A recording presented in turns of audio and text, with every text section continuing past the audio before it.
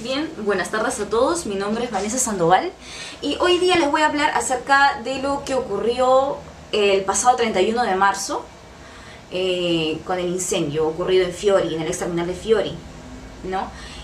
El título de mi comentario vendría a ser Debajo de la informalidad, porque todo este problema de la informalidad o todas estas pérdidas de vidas a causa de la informalidad tiene un trasfondo, tiene algo debajo del tapete. Todos recordamos y fuimos testigos de esta desgarradora escena, ¿no? Donde el bus de la empresa de inversiones Salle se incendió tras un cortocircuito de los cables del aire acondicionado, ¿no? Donde murieron 17 personas y dentro de estas 17, 4 eran menores de edad. Esto ocurrió en el ex terminal de Fiori, donde continuaba funcionando, pero esta vez de forma informal. Funcionaba como un paradero ya informal, no tenía vigencia, pero seguían operando ahí las empresas de buses, ¿no? Estas imágenes eran sobrecogedoras, pero al mismo tiempo resultaban lamentablemente familiares. Podemos recordar que la informalidad ha cobrado muchas vidas. Podemos recordar, por ejemplo, ocurrido en Mesa Redonda en el 2001, donde fallecieron 400 personas. Ahora, no, sin alejarnos tanto, hace 2 años, en 2017, en las Malvinas, el incendio de los contenedores en la Galería Nicolini, donde fallecieron 2 jóvenes. Era increíble, era terrible ver y enterarnos de que se pusieron a mandar mensajes a sus familiares despidiéndose, porque sabían de que ya no iban a continuar con vida, que iban a morir ahí, encerrados. Uno tenía 21 años y el otro 19 años. Eran jóvenes y habían sido víctimas de la informalidad. Y otra vez estamos volviendo a divisar este problema con el pasado 31 de marzo. Una vez más, el fenómeno de la informalidad vuelve a cobrar vidas. Para contextualizar y hablar un poco de todo esto, ¿no? Como vendría a ser debajo de la informalidad, vamos a topar todo lo que hay debajo de todo esto, porque todo tiene un trasfondo. En nuestro país, el 65% de las empresas son informales. Estas no cuentan con RUC, no llevan cuentas de sus gastos y algo primordial, algo básico, no cuentan con local.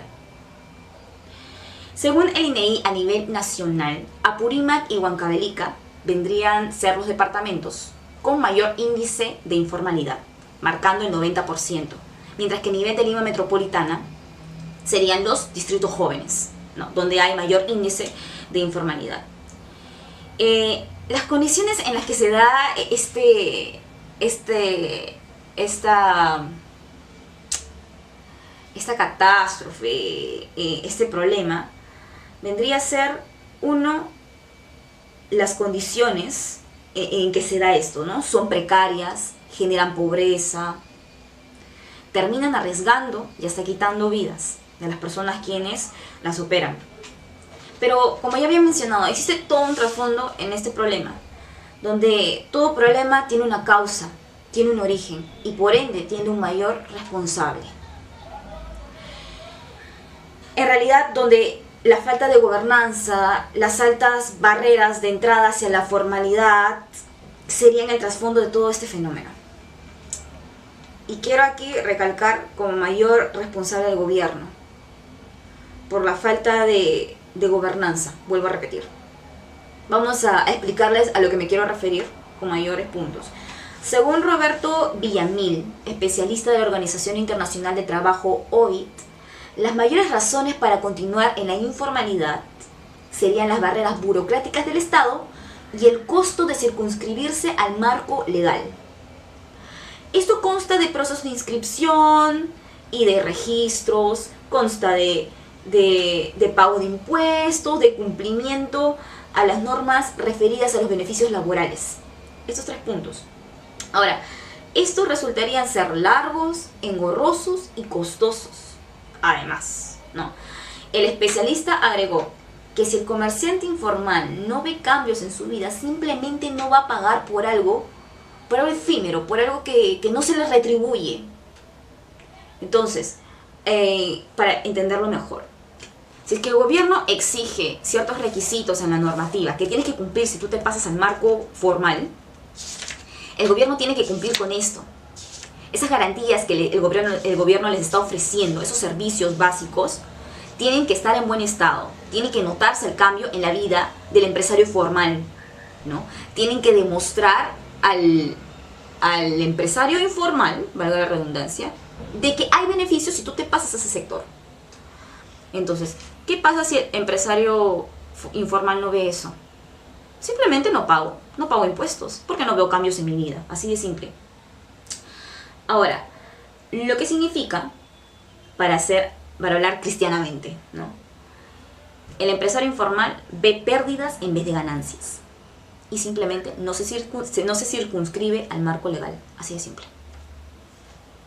Según un estudio económico realizado por la Pontificia Universidad Católica del Perú, el 80% no está informado de los trámites para la formalización ni de los beneficios de esto. Estamos hablando del 80% de empresarios informales. Ahora, esta falta de enfoque y control del Estado, porque esta es una falta del Estado, no hay rigurosidad, no hay enfoque, no hay información, no hay cercanía del Estado con el ciudadano de a pie, con la persona que lo necesita, ¿no? Traería como consecuencia todo lo que suscita la informalidad. Traería las malas condiciones laborales, traería los sobornos, traería la corrupción, traería la pérdida de vidas, alimentaría una espiral de productividad y de pobreza, que cada vez se va creciendo, se va ahondando más con la informalidad. Esas serían las consecuencias, a causa de no pasarse al marco legal. ¿Por qué? Porque hay un vacío, hay una brecha entre el gobierno, entre las instituciones y entre el empresario informal. Ahora, sostengo que la base para combatir este fenómeno vendría a ser la difusión de información y el incentivo. El incentivo. Es necesario que haya un incentivo, es necesario profundizar, es necesario agudizar la información, difundir en estas zonas altoandinas, donde ya había mencionado, por ejemplo, Apurímac y Huancavelica, donde presentan el 90% de índice en cuanto a la informalidad. Y en los pueblos jóvenes, como vendría a ser los conos, es necesario que se profundice la información en estos lugares. Hay que ser realistas, hay que ser sinceros. Hay que ser sinceros y darles en bandeja la información. Ellos no van a buscar complejos documentos, tampoco lo entienden, muchos no lo entienden, no lo entendemos, necesitamos que alguien nos explique. Entonces, el gobierno tiene que profundizar en eso, tiene que ser más cercano, tiene que estar al servicio del ciudadano y no nosotros en busca de ellos. Ahora,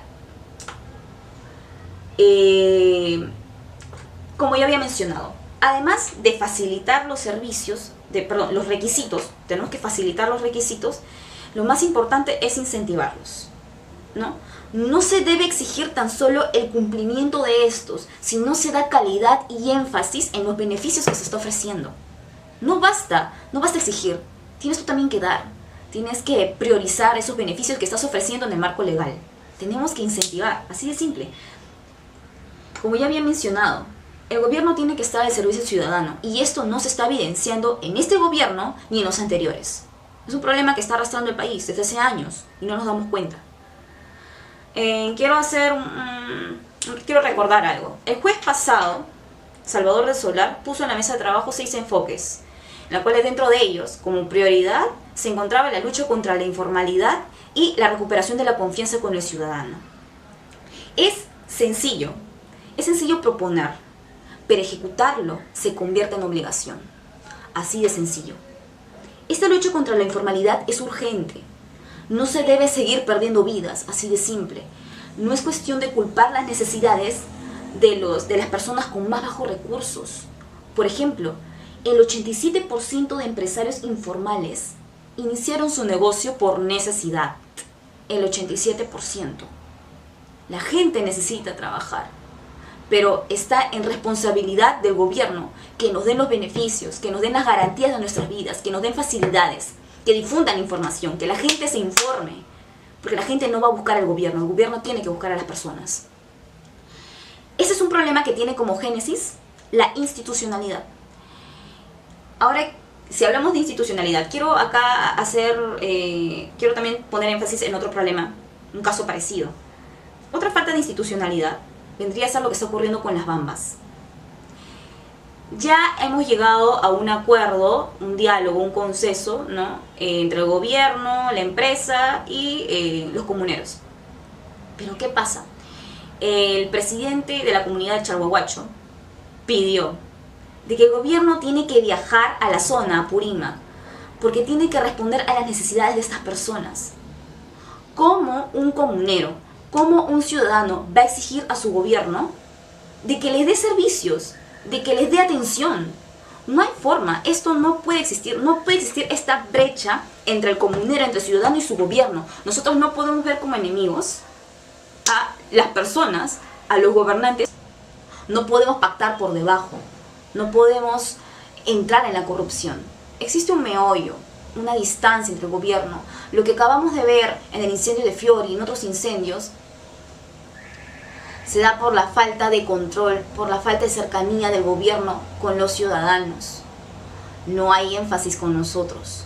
El gobierno tiene que acercarse, el gobierno tiene que difundir información, el gobierno tiene que incentivarnos. Así de simple y sencillo.